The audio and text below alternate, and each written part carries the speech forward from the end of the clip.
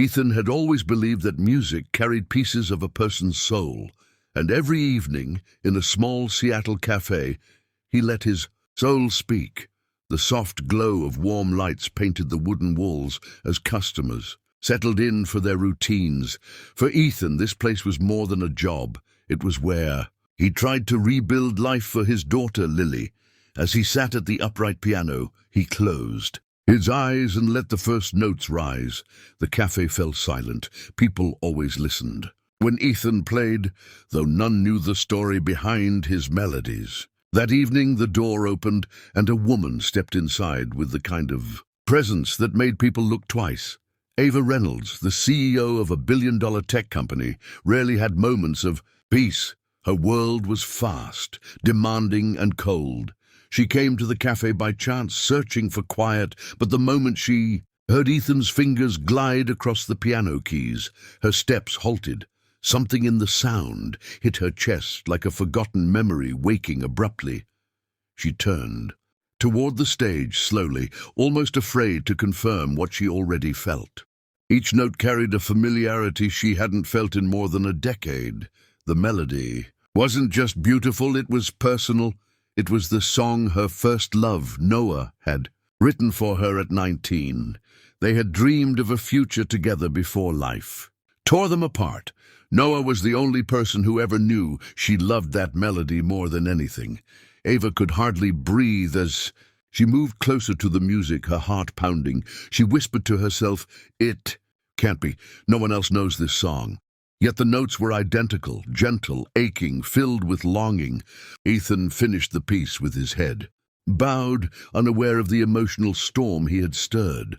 As the last note faded, Ava stood still, as if time itself had paused.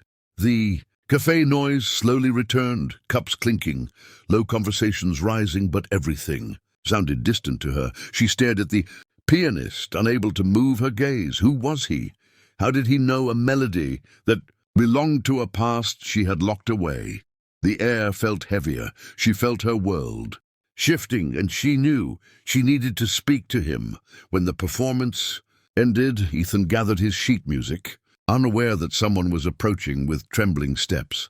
Ava moved slowly, her breath uneven, her hands cold. She had faced boardrooms, negotiations, and global pressure, yet nothing had shaken her like this melody. When Ethan finally noticed her standing close, he offered a polite smile. "Did you like the music?" he asked gently. Ava swallowed hard before speaking. Where did you learn that song?" Her voice cracked, surprising even herself. Ethan paused, sensing the seriousness behind her question. He glanced toward his daughter, Lily, who sat drawing at a small table, and then looked back at Ava with a soft sadness in his eyes.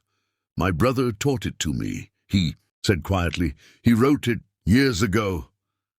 Ava felt the ground shift beneath her feet. "Your brother?" she whispered, barely able to ask the question that followed. Ethan nodded. His name was Noah.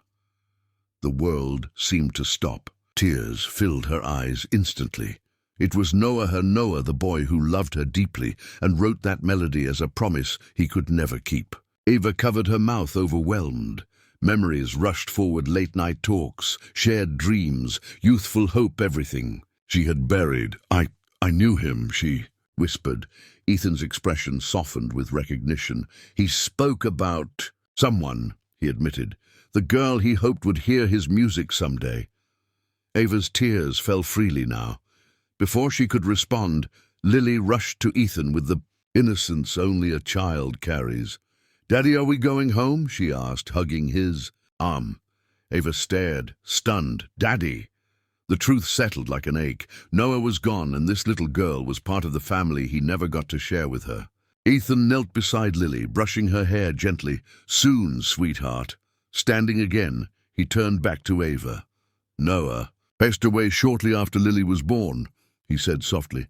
"This melody, it's all I have left of him." Ava felt her heart breaking and healing at the same time. She knew this wasn't coincidence. It was connection, fate, unfinished love. She invited Ethan and Lily to visit her office the next morning. not out of pity, but out of a pull she didn't understand. As Ethan agreed, Ava realized that maybe Noah's melody wasn't meant to stay in the past. Maybe it had returned to rewrite the future.